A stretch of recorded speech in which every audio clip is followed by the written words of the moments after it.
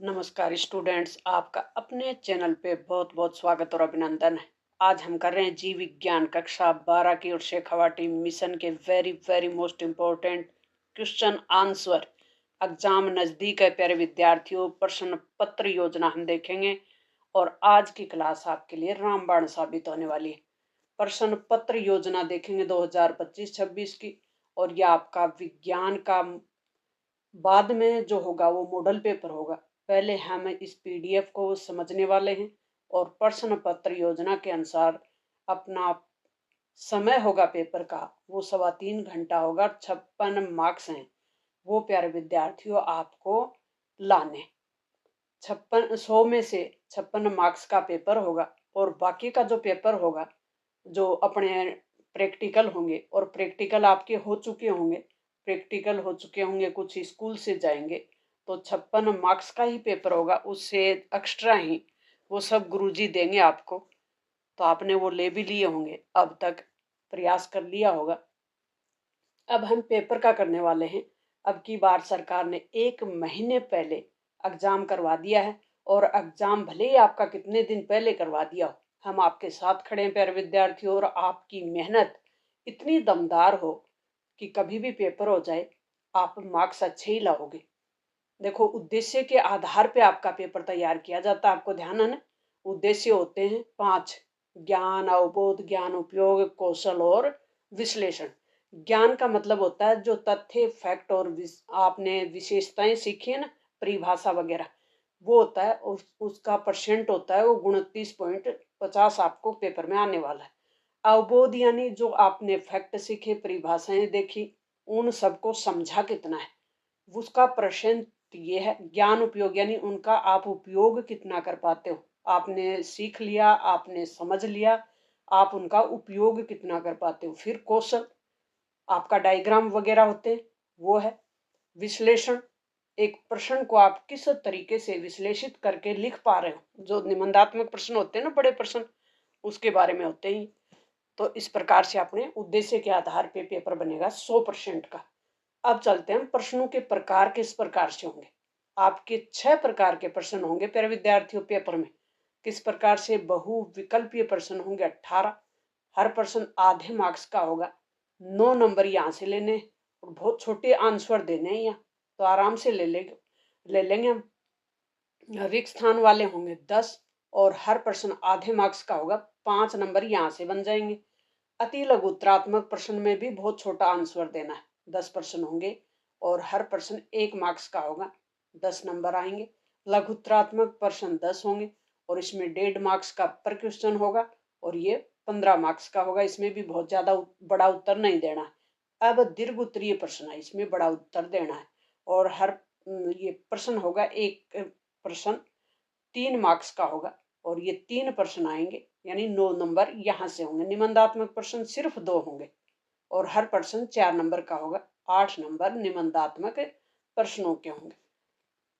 अब चलते हम, हर चैप्टर है वो कितने मार्क्स का है। प्यारे विद्यार्थियों, आपके पास बहुत ज्यादा चैप्टर नहीं है। कितने चैप्टर है?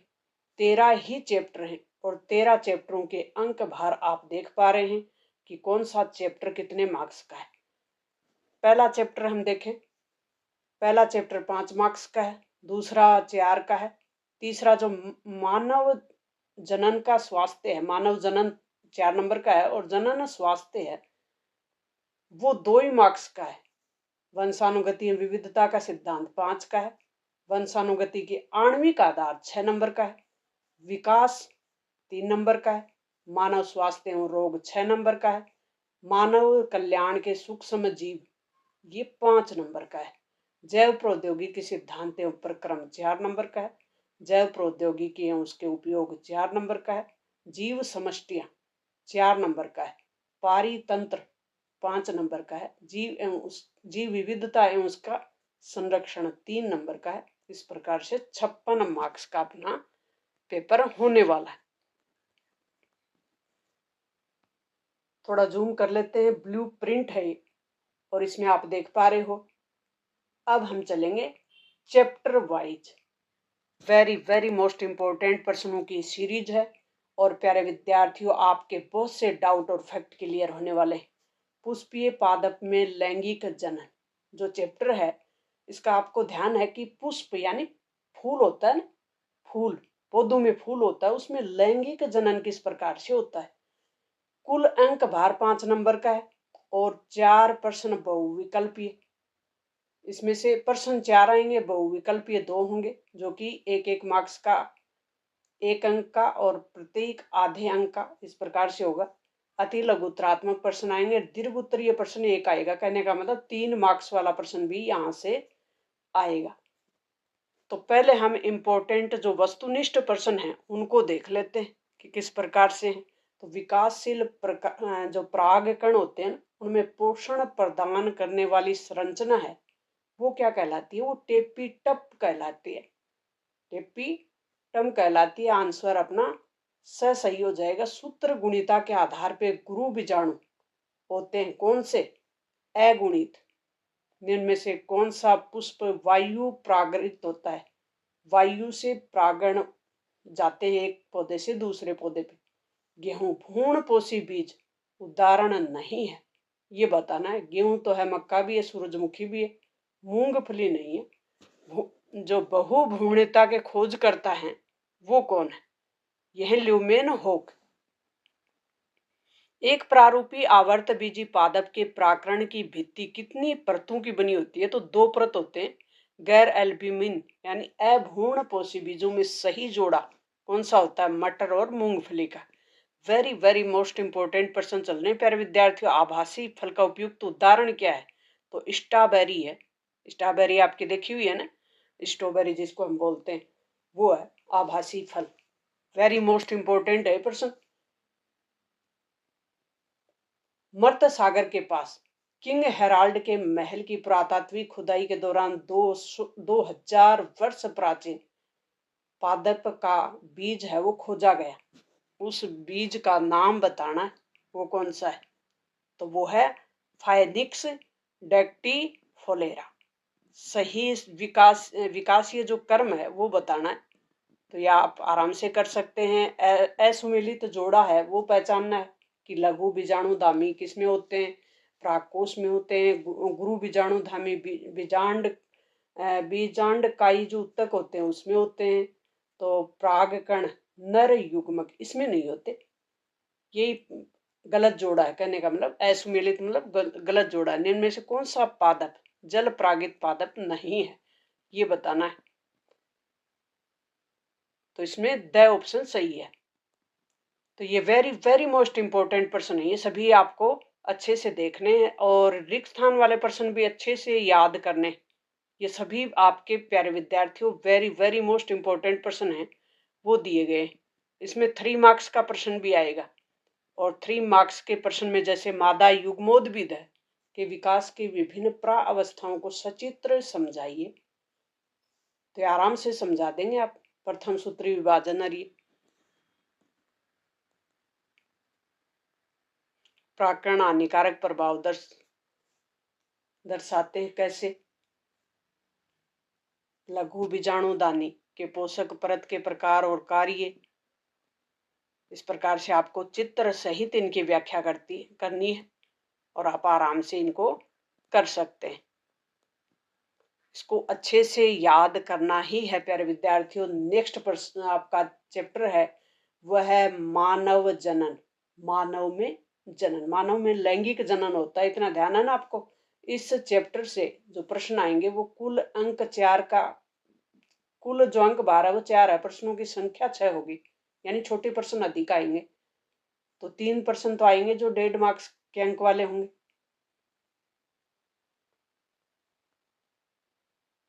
यानी हर प्रश्न आधे मार्क्स का होगा। 3 प्रश्न ऐसे आएंगे 1.5 नंबर के, और रिक्त स्थान वाले प्रश्न आएंगे 2, जो कि एक नंबर, ये भी प्रत्येक आधा नंबर का होगा। कहने का मतलब लघु उत्तरीय प्रश्न होगा एक, जो कि 1.5 मार्क्स का होगा। बाकी यहाँ से दीर्घ उत्तरीय और निबंधात्मक कोई प्रश्न नहीं आने वाला। प्रोजेस्टेरोन स्रावित किया जाता है कहाँ से, कार्पस ल्यूटियम जो है उसके द्वारा। वेरी वेरी मोस्ट इंपॉर्टेंट प्रश्न है। अंडाजन जो अंड जनन है वो क्रिया का प्रारंभ कहाँ होता है, तो भ्रूणीय परिवर्धन अवस्था के दौरान होता है इसका। तो ये सभी वेरी मोस्ट इम्पोर्टेंट पर्सन है प्यारे विद्यार्थियों। इसमें से एक भी प्रश्न आपको छोड़ना नहीं है। इस पीडीएफ का आप कम से कम 5 बार रिवीजन जरूर करें, ताकि आप अच्छे से इनको पूरे पूरे मार्क्स से ला सकें। बायोलॉजी में बहुत अच्छे मार्क्स आते हैं प्यारे विद्यार्थियों, स्कोरिंग सब्जेक्ट है। और बाकी आपके स्कूल से गई, प्रैक्टिकल में गई, जनन स्वास्थ्य है, ये 2 ही मार्क्स का है, 2 ही नंबर का चैप्टर है। और इसमें छोटे छोटे प्रश्न हैं, सब अति लघुतरात्मक और रिक्त स्थान वाले, कोई बड़ा प्रश्न यहाँ से नहीं आने वाला। लेकिन सब फैक्ट आपको याद होने चाहिए। जैसे परिवार नियोजन कार्यक्रम है, उसकी शुरुआत भारत में कब हुई थी? 1951 में हुई थी। साल याद कर ले, फैक्ट याद करने इसमें, और फैक्ट आधारित प्रश्न ही। और सभी वेरी मोस्ट इम्पोर्टेंट दे दिए। जैसे कॉपर टी का कार्य क्या है? निषेचन को रोकना। ये सब आपको अच्छे से याद करने, हार्ड नहीं है, सरल है। रोग प्रतिरोधक गर्भ निरोधक विधियों के नाम लिखिए, ये वेरी मोस्ट इम्पोर्टेंट है, ये आपको अच्छे से याद होनी चाहिए। कौन कौन सी? एक तो कॉन्डम है, डायफ्राम है, गर्भाशय गिरवा टोपी है, वॉल्ट है, ये सब गर्भ निरोधक विधियां हैं। और ये आपको रिक्त स्थान वाले प्रश्न अच्छे से याद करने हैं।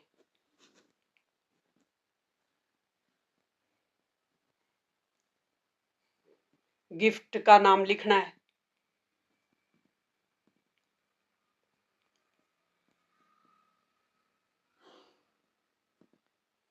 ये देखो, क्या विद्यालयों में यौन शिक्षा आवश्यक है? यदि हाँ तो क्यों? ये बताना है कि यौन शिक्षा क्यों दी जानी चाहिए विद्यालयों में। तो विद्यालयों में यौन शिक्षा आवश्यक है क्योंकि छात्र छात्राओं को यौन संबंधी जितने भी महत्वपूर्ण पहलू हैं, उनके बारे में जो भ्रांतियां हैं वो दूर हो सके और वो जागरूक हो सके। कहने का मतलब उनको सही समय पर सही शिक्षा मिल सके, यौन रोग जो होते हैं ना, उनसे बचा जा सके। वो जागरूक होंगे तो उन रोगों से बच सकेंगे। वंशानुगति और विविधता के सिद्धांत,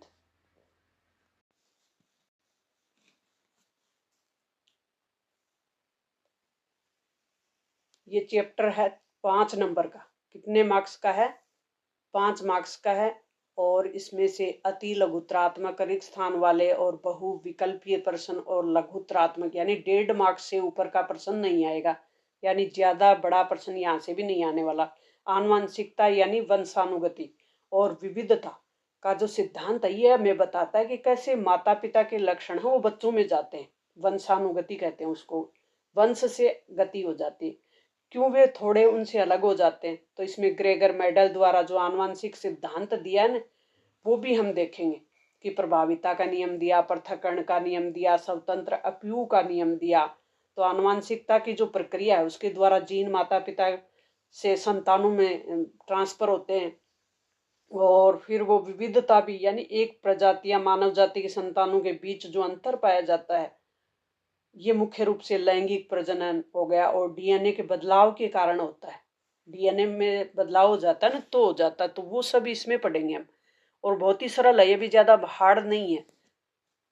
सहलंगनता शब्द किसके द्वारा दिया गया था? तो मॉर्गन द्वारा। कौन से जीव में मादा विषम युग्मता पाई जाती है? वो कौन सा है? पक्षियों में। कौन से आनुवंशिक विकारों में एक्स क्रोमोसोम का अभाव हो जाता है और लिंग क्रोमोसोम X0 हो जाते हैं? तो यह है Turner syndrome. Very most important प्रश्न है ये सभी। अपूर्ण प्रभाविता का अर्थ है, तो ये सब आपको अच्छे से याद करने हैं। तो मेंडल का नियम तो हम 10वीं से सीखते आ रहे हैं कि समयुग्मी प्रभाविता को प्रदर्शित करने वाला जीनोटाइप कौन सा होता है? तो ये है प्रभाविता का। जैसे मेंडल ने बताया था ना, प्रथम पीढ़ी के जो गुण होते हैं प्रभावित होते हैं, वो तो प्रभाविता, और जो कुछ अप्रभावी होते हैं। तो वंशानुगति का क्रोमोसोम सिद्धांत किसने दिया है? सटन बाबरी ने। एक पौधा जिसका जीन प्रारूप AB और BC है, कितने प्रकार के युग्म बनेंगे? तो इसमें 2 प्रकार के बन जाएंगे। तो ये सभी प्रश्न हैं वो वेरी वेरी मोस्ट इम्पोर्टेंट है। इनका कम से कम आप 5 बार रिवीजन कर डालो प्यारे विद्यार्थियों। मेंडल के नियम भी इसमें अच्छे से सीखने हैं और संकर द्विसंकर, मेंडल का प्रभाविता का नियम, ये जो चार्ट है इसको हम 10वीं से सीखते आ रहे हैं। मेंडल के नियम को हम 10वीं से सीखते आ रहे हैं, तो ये हार्ड नहीं है, बहुत सरल है। बस इसका रिवीजन करो आप तो, और अभी रिवीजन बहुत जरूरी है। वंशानुगति का क्रोमोसोम वाद क्या, जीन व क्रोमोसोम के व्यवहार की जो तुलना है वो करनी है। उत्परिवर्तन किसे कहते हैं, तो इसमें से बड़ा प्रश्न तो ज्यादा आने वाला ही नहीं है। वंशानुगति के आणविक सिद्धांत क्या है। तो ये जो चैप्टर है ये कितने मार्क्स का है, यह 6 नंबर का, 6 नंबर का चैप्टर आएगा। और यहाँ से दीर्घ उत्तरीय प्रश्न एक होगा जो 3 नंबर का होगा, बाकी सब छोटे प्रश्न होंगे। तो 3 मार्क्स के छोटे प्रश्न होंगे, 3 का एक बड़ा होगा। जैसे प्यूरिटीन नाइट्रोजनी क्षार है वो कौन सा है, एडेनिन है।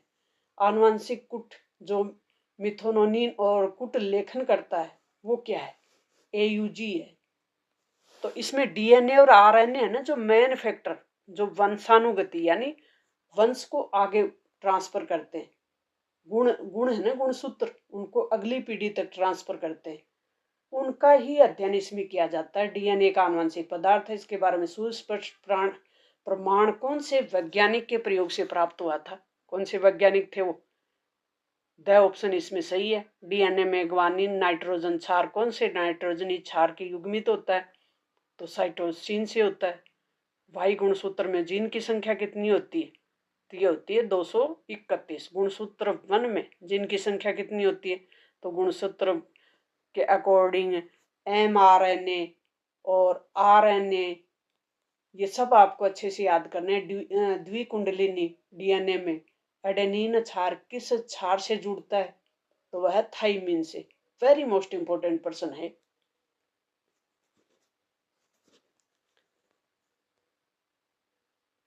रिक्त स्थान भी दे दिए हैं और वेरी वेरी मोस्ट इंपोर्टेंट दिए रिक्त स्थान, इनको अच्छे से याद करना है प्यारे विद्यार्थियों। आपको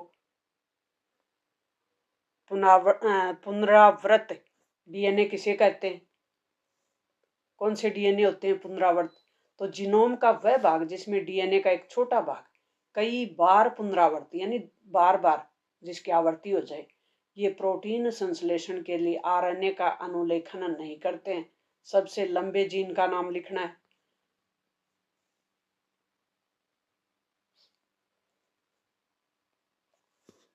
तो सभी वेरी मोस्ट इंपोर्टेंट पर्सन है और आपको एक ही जगह सिलेक्ट करके दे दिए ताकि आपको आंसर कहीं और नहीं ढूंढना पड़े। देखो न्यूक्लियोसोम किसे कहते हैं और डीएनए कुंडली में पैकेजिंग समझाइए, नामांकित चित्र भी बनाइए। तो आप आराम से इसका चित्र बनाएं और इसको समझाएं। ये डीएनए की संरचना है, पुनरावृत्ति डीएनए वेरी मोस्ट इंपोर्टेंट है। पुनरावृत्ति डीएनए किसे कहते हैं, अल्फ्रेड हर्शे और मार्था चेंज के प्रयोग का सचित्र वर्णन करना है आपको और आनुवंशिक पदार्थ दिखाने कि किस प्रकार से ये इस आपको ये चित्र बनाना है।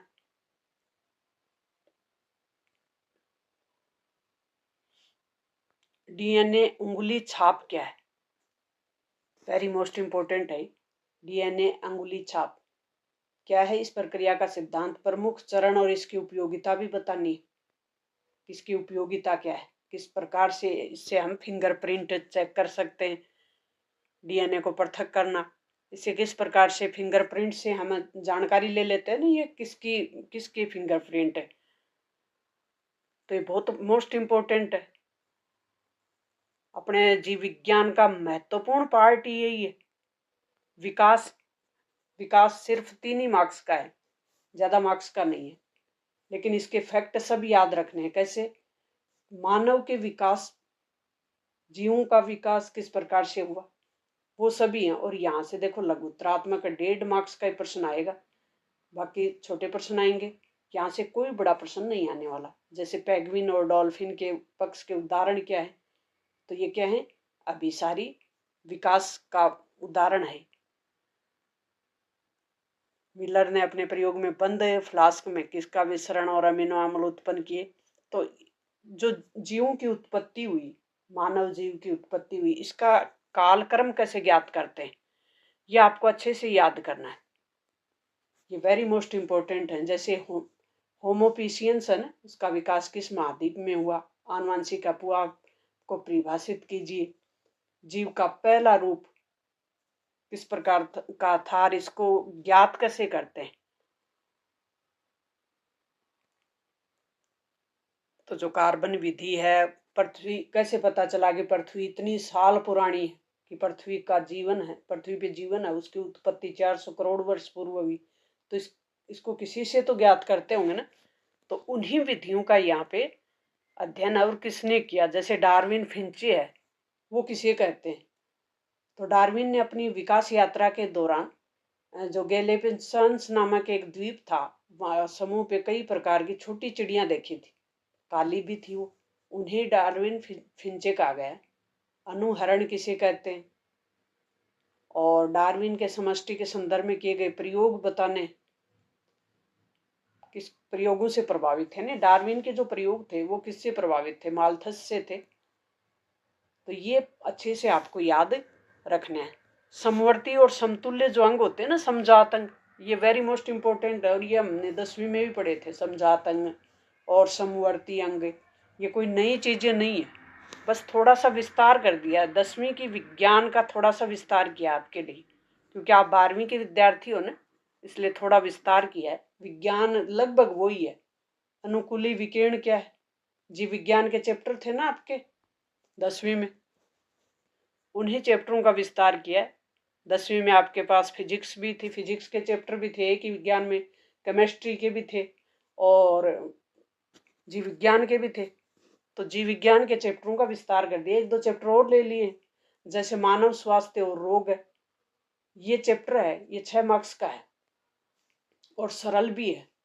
क्यों सरल है, कि मानव में कौन कौन से रोग होते हैं, उनके बचाव के कौन से कारण हैं, वही है। और यहाँ से एक निबंधात्मक प्रश्न आएगा, 4 नंबर का आएगा। विश्व एड्स दिवस कब मनाया जाता है, 1 दिसंबर को। वेरी मोस्ट है। और जो खीस है ना, नवदुग्ध, यानी जब गाय भैंस बकरियां पहली बार जब जाती है तो उस खीस होता है, उसको पहला जो दूध होता है, कहने का मतलब उसको खीस कहते हैं। तो इसका ये जो है आईजीए, वेरी मोस्ट इंपोर्टेंट है प्रश्न, वेरी मोस्ट इंपोर्टेंट। निष्क्रिय प्रतिरक्षा किसके इंजेक्शन द्वारा उत्पन्न की जाती है, एंटीबॉडी से। वेरी वेरी मोस्ट इंपोर्टेंट प्रश्न है ये, और बहुत ही सरल है। इनमें कोई विशेष जोर देने की जरूरत ही नहीं है आपको। प्यारे विद्यार्थियों, वही रोग हैं जो हमारे आसपास होते हैं और वही चीजें हैं जो हमारे आसपास घटित हो रही हैं, चाहे मानव में हो, चाहे जानवरों में हो, जो चाहे पशु पक्षियों में हो। जैसे टिटनस रोग के कारक बताने, निबंधात्मक प्रश्न भी आएगा ना यहाँ से। टिटनस रोग के जो रोग कारक का नाम लिखना और इस रोग का लक्षण भी बताना है। क्या लक्षण होते हैं, कैसे पहचाने की टिटनस हो गई, बचाव के क्या उपाय करें। दूसरा इसमें है कि किशोरों में अल्कोहल ड्रग्स के कुप्रभावों को रोकने के कोई 4 सुझाव दीजिए। वेरी वेरी मोस्ट इंपोर्टेंट है, सरल भी है। और टिटनस और अल्कोहल जो कि आपकी समस्याओं से जुड़ी हुई है, मलेरिया परजीवी के जीवन चक्र को समझाइए।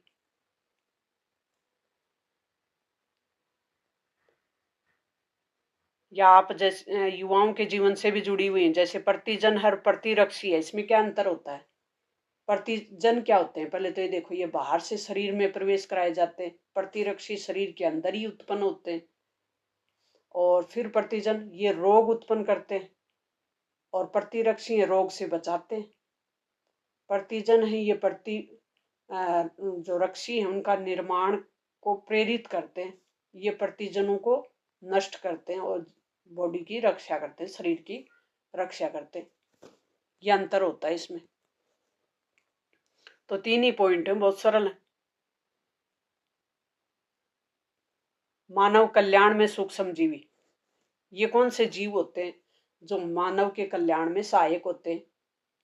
तो सूक्ष्म जीवी होते हैं ना, वो किस प्रकार से मानव की सुरक्षा करते हैं।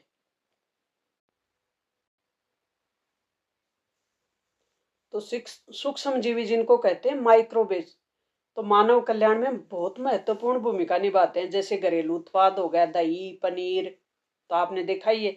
औद्योगिक उत्पाद हो गए, जैसे एंटीबायोटिक्स हो गए, शराब, एंजाइम हो गए। कृषि में जैव उर्वरक होगा, कीट नियंत्रक पदार्थ होगा। पर्यावरण संरक्षण में होगा, जहाँ वाइट मेल होगा, बायोगैस होगी, ये हो गए। तो लैक्टोबैलिसिस हुआ, जहाँ दूध हूँ दही बने। इष्ट जैसे ब्रेड, शराब होता है। पेनिसिलिन जैं को कवक एंटीबायोटिक्स होगो। तो इस ये क्या है, ये सूक्ष्म जीव है। इसी का अध्ययन इस चैप्टर में करेंगे हम। जैसे पहला प्रश्न क्या है, और इस यहाँ से देखो एक दीर्घ उत्तरीय प्रश्न आएगा, बाकी प्रश्न तो छोटे आने वाले ही है। निबंधात्मक प्रश्न यहाँ से कोई नहीं आएगा। पहला है, धान की खेती में एंजोला के साथ सहचर्य बनाने वाला नाइट्रोजन यौगिकरण जीवाणु है, वो कौन सा है? एनाबिना है। तो ये वेरी मोस्ट इंपॉर्टेंट प्रश्न है, वेरी वेरी मोस्ट इंपॉर्टेंट प्रश्न है। इन सब प्रश्नों को अच्छे से याद करना है। जीवन के खिलाफ किससे संबंधित है? प्रतिजैविक। पेनिसिलिन नामक एंटीबायोटिक कवक, वेरी मोस्ट इंपॉर्टेंट प्रश्न है। ये भी प्रश्न वेरी मोस्ट है। And acetic acid, acetic acid, और इनके आंसर दिए हुए हैं, बिना आंसर एक भी प्रश्न नहीं है। ये इनके आंसर दिए हुए हैं, इनको अच्छे से याद कर लें आप। ये जो आंसर दिए हुए हैं रिक्त स्थान के, वेरी वेरी मोस्ट इंपॉर्टेंट रिक्त स्थान आपको दे दिए। कहीं बाहर आपको इधर उधर नहीं घूमना। और इस पीडीएफ का अगर प्यारे विद्यार्थियों आपने 5 या 6 बार रिवीजन कर लिया, वैसे तो आपके दिमाग पे डिपेंड है, आपको हो सके 3 बार में याद हो जाए, 2 बार में भी हो सकता है, लेकिन एक ही बार में हो जाए ऐसा तो संभव नहीं है। तो वेरी मोस्ट इंपॉर्टेंट प्रश्न है, इनको तैयार करें और फिर देखें। परीक्षा जिस दिन होगी ना, उस दिन आपको पेज वाइज आपको बताया जाएगा कि कौन सा प्रश्न कहाँ से पूछा गया। फिर आप ये नहीं पूछोगे कि इसमें से कितना परसेंट आएगा, कहाँ से आएगा, क्यों आएगा। जैव उर्वरक का संक्षिप्त टिप्पणी लिखिए, वेरी मोस्ट है कि जैव उर्वरक होते हैं ना, रासायनिक पदार्थ, उनमें सूक्ष्म जीवी किस प्रकार से काम करते हैं। जैसे राइजोबियम जीवाणु है, ये किस प्रकार से बनते हैं और किस प्रकार से पौधों के लिए उपयोगी होते हैं। बायोगैस है, गोबर गैस जिसको कहते हैं, वो किस प्रकार से बनती है। तो ये तो बहुत ही सरल है।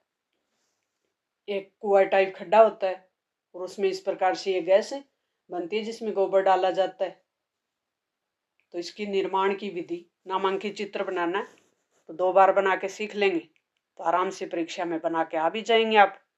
किण्वन पेय पदार्थ है, किण्वन जिसको ईस्ट कहते हैं ना, वो किस प्रकार से बनता है, तो कोई मुश्किल नहीं है। जैव प्रौद्योगिकी सिद्धांत और प्रक्रम,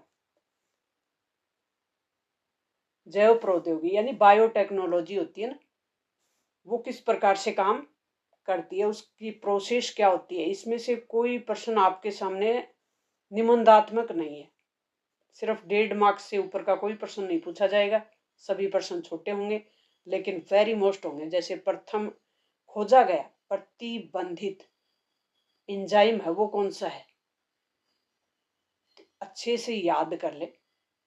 आनुवांशिक अभियांत्रिकी जिसको कहते हैं, यानी जैव बायोटेक्नोलॉजी, उसके नियम क्या हैं। बायोटेक्नोलॉजी में किस प्रकार से आरएनए, डीएनए अपनी भूमिका निभाते हैं, इनकी खोज किसने की, इनके वैज्ञानिक नाम हैं वो क्या हैं, तो उससे संबंधित ही प्रश्न है। जैसे ये है, वांछित डीएनए को परपोषी कोशिका तक पहुंचाने वाला अणु कौन सा होता है। अणु है वो है वाहक। और ये वेरी मोस्ट इंपॉर्टेंट प्रश्न है, वाहक डीएनए का नाम अच्छे से याद कर ले।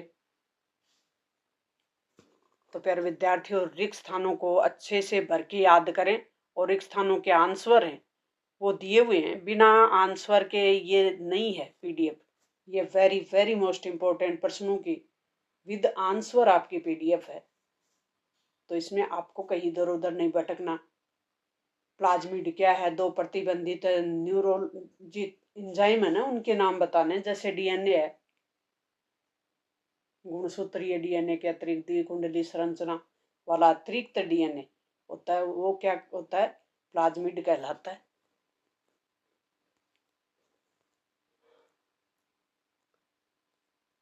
तो ये बायोटेक्नोलॉजी के प्रश्न हैं और आप इनको अच्छे से याद करेंगे। जैसे निम्न में से केवल नामांकित चित्र बनाना है और इनका नामांकित चित्र बना के आपको मार्क्स लेने हैं। सिर्फ चित्र बनाना है इनका, देख रहे हो आप। तो इस प्रकार से आपको इसका अभ्यास करना है। पुनर्योजन, पुनर्योजन डीएनए किसे कहते हैं, और परपोषी कोशिकाओं में जो डीएनए प्रवेश करवाए जाते हैं, सूक्ष्म अंतर्वेक्षण जीन गणन का वर्णन कीजिए। तो ये भी सरल है, मुश्किल नहीं है। डीएनए आरएनए पर ही लगभग अपना ये पूरी बुक है। कितनी बार हमने डीएनए आरएनए को पढ़ा है, कितना बड़ा रोल है हमारे मानव शरीर में। जैव प्रौद्योगिकी एवं उसके प्रयोग, बायोटेक्नोलॉजी और उसके प्रयोग क्या है, 4 मार्क्स का आएगा इसमें से। और कोई भी निबंधात्मक प्रश्न नहीं आएगा, 1.5 मार्क्स से ऊपर का प्रश्न नहीं आएगा, सब छोटे ही प्रश्न आएंगे। बीटा एक जीव विष है, इसका नाम आपको अच्छे से याद करना है, वेरी मोस्ट है। मक्का छेदक है, ये किसको नियंत्रित करती है। ये वो प्रश्न है जो वेरी वेरी मोस्ट हैं और इनकी एग्जाम में आने की पूरी संभावना है, इसलिए आपके लिए तैयार किए गए। आरएनए अंतरक्षेप कौन सी क्रिया रोकी जाती है, ट्रांसलेशन रोकी जाती है, वेरी मोस्ट है। जीव विष जीन द्वारा कुटपद यानी कोडित होता है, उसे क्या कहते हैं, क्राइजीन। तो ये फैक्ट वाले प्रश्न हैं, ये अच्छे से याद कर लें, और कुछ कॉन्सेप्ट बेस भी हैं, उनको भी याद कर लें। मधुमेह रोगियों में इंसुलिन के बारे में बताया गया है। जीन चिकित्सा क्या है, इस क्रिया का उपयोग बताइए, वेरी मोस्ट इंपॉर्टेंट। जीन चिकित्सा क्या होती है, आनुवांशिकी अभियांत्रिकी की सहायता से जीव में उपस्थित निष्क्रिय जीन को हटाकर उसके स्थान पर सक्रिय जीन को स्थापित किया जाता है, तो उसे जीन चिकित्सा कहते हैं, बायोटेक्नोलॉजी कहते हैं। इसका उपयोग सर्वप्रथम 1990 में 4 वर्षीय बालिका में एडिनोसिन, और इसका प्रयोग किया गया था न्यूनता रोग के उपचार में, बीटी द्वारा उत्पन्न। तो ये बायोटेक्नोलॉजी का जितना भी प्रयोग है ना, वो है। आरएनए आई क्या है, ये बताना है। तो किस प्रकार से मानव में इसका उपयोग किया जाता है, बायोटेक्नोलॉजी का कहने का मतलब जीव और उसकी समष्टियां, 11 का चैप्टर है, और ये चैप्टर है ये 4 ही मार्क्स का है, ज्यादा का नहीं है। और इसमें बहुविकल्पीय प्रश्न होंगे, यहाँ से कोई भी निबंधात्मक प्रश्न नहीं होगा। बड़ा थोड़ा बहुत ही प्रश्न है जो 1.5 मार्क्स वाला है, तो यानी थोड़ा सा बड़ा ही उत्तर देना है, ज्यादा बड़ा उत्तर का यहाँ से कोई प्रश्न नहीं है। और ये वेरी वेरी मोस्ट इम्पोर्टेंट प्रश्न दे दिए आपको, इन सभी प्रश्नों का अच्छे से अभ्यास करना है। इनसे बाहर कुछ भी नहीं आने वाला, बस यहीं से आने वाले हैं सारे प्रश्न। नेक्स्ट है पारितंत्र। पारितंत्र क्या होता है, इकोसिस्टम होता है ना, तो पारितंत्र वाला चैप्टर है। ये तो इतना सरल है और 5 नंबर का आएगा, यहाँ से कोई भी बड़ा प्रश्न नहीं आने वाला। हाँ, एक आएगा निबंधात्मक प्रश्न, पारितंत्र।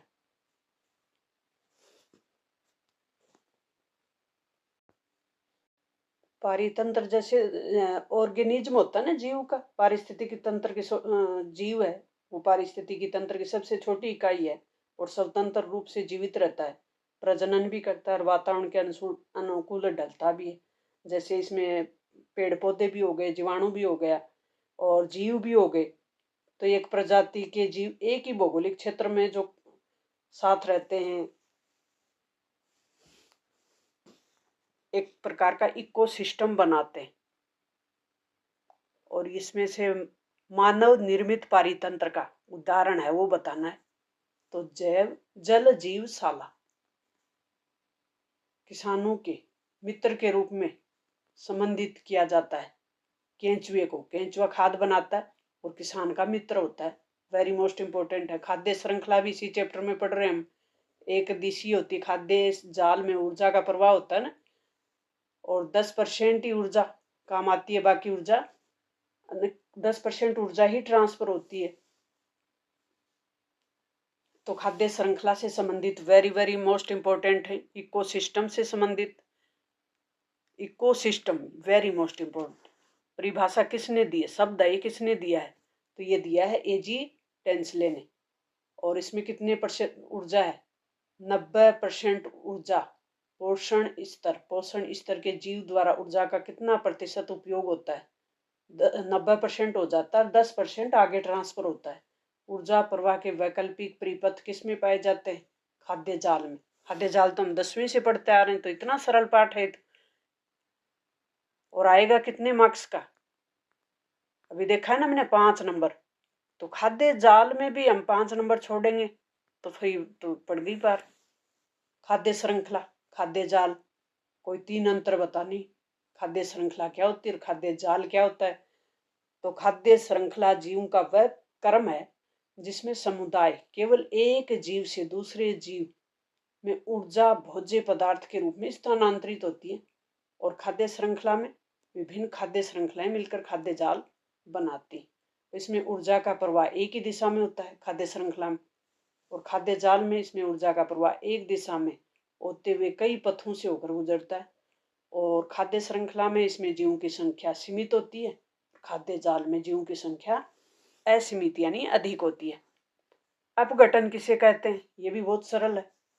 तो वह प्रक्रिया जिसके द्वारा अपघटित जटिल कार्बनिक पदार्थों को अकार्बनिक तत्व जैसे CO2 जल और पोषक पदार्थों में खंडित करने में सहायता करते हैं ना। अपघटन का मतलब तोड़ देते हैं। जैसे कोई जीव मरा, जैसे अपन समझ लेते हैं कोई जीव मर गया, जैसे गाय भैंस बकरी मर गई, फिर वो थोड़े दिन बाद ही वो बिल्कुल ऐसे हो जाती है जैसे यहाँ कुछ था ही नहीं। तो वो कैसे, देखो छोटे छोटे उसमें टूट जाती है और मिट्टी में मिल जाती है। तो इसको कहते हैं अपघटन। तो ये इनमें किस प्रकार से जीवाणु ये रोल अदा करते हैं। हुमस किसे कहते हैं और ये किस प्रकार से काम करती है। हुमस में जीवाणु कौन से काम करते हैं, खाद्य श्रृंखला, ये अच्छे से याद करनी है। खाद्य श्रृंखला को परिभाषित कीजिए और ये कितने प्रकार की होती है, तो अच्छे से याद कर ले, बहुत ही सरल है। इसमें चरण देख लें।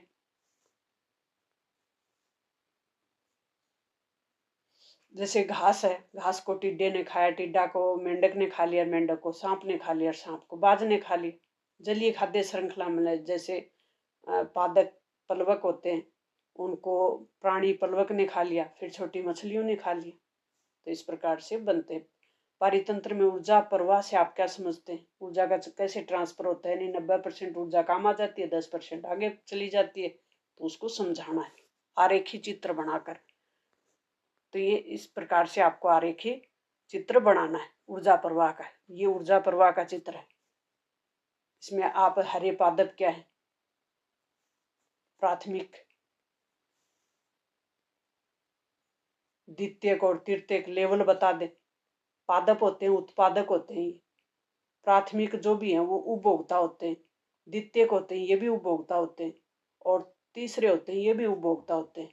उत्पादक क्या होते हैं, जो अपना भोजन खुद बनाते हैं, पौधे खुद बनाते हैं सूर्य के प्रकाश में कार्बन डाइऑक्साइड और जल का उपयोग करके। तो ये उत्पादक होते हैं। फिर इस प्रकार से इनका उदाहरण दे दे। तो खाद्य श्रृंखला तो बहुत सरल है, आप 10वीं क्लास से सीखते आ रहे हो। और इसका पिरामिड इस प्रकार से बना दे, देखो कितना सरल है। जलीय पारितंत्र में इस प्रकार से बना दे, जैव भार उल्टा पिरामिड। एक वृक्ष पारितंत्र के जैव भार का पिरामिड इस प्रकार से बना दे। तो ये अभ्यास करने से बहुत आसान है। इन तीनों को अच्छे से सीख ले आप। तो इनके आधार पे अगर कोई छोटा प्रश्न आएगा तो भी आप कर देंगे, बड़ा प्रश्न आ जाएगा तो भी कर देंगे। 1.5 मार्क्स से ऊपर का इस चैप्टर से कोई प्रश्न नहीं आएगा। उत्पादक किसे कहते हैं, प्राथमिक उपभोक्ता कौन होते हैं, तो उत्पादक मैंने बता ही दिया। जो अपना भोजन खुद बनाते हैं, पेड़ पौधे होते हैं, वो उत्पादक है। मनुष्य खुद भी उपभोक्ता है, उत्पादक नहीं है। और ये सीख ले अच्छे से। पिरामिड सीधे ही क्यों बनते हैं हमेशा, कौन से पिरामिड है ये जो सीधे ही बनते हैं। तो ये very very most important person है पिरामिड वाला। ऊर्जा पिरामिड सदैव खड़ी अवस्था में होता है, सचित्र समझाइए। इसको अच्छे से आप सीख लें। 10% ऊर्जा है वो आगे ट्रांसफर होती है, 90% ऊर्जा काम आ जाती है। नेक्स्ट और लास्ट का जो चैप्टर है वो है जैव विविधता और संरक्षण, जीवों की विविधता। जीव कई प्रकार के होते हैं, वो इस चैप्टर में पढ़ेंगे और उनका संरक्षण कैसे किया जाता है। ये चैप्टर सिर्फ 3 मार्क्स का है और यहाँ से कोई बड़ा प्रश्न नहीं आने वाला, सब छोटे प्रश्न आएंगे और थोड़ा सा बड़ा आएगा वो 1.5 मार्क्स वाला आएगा।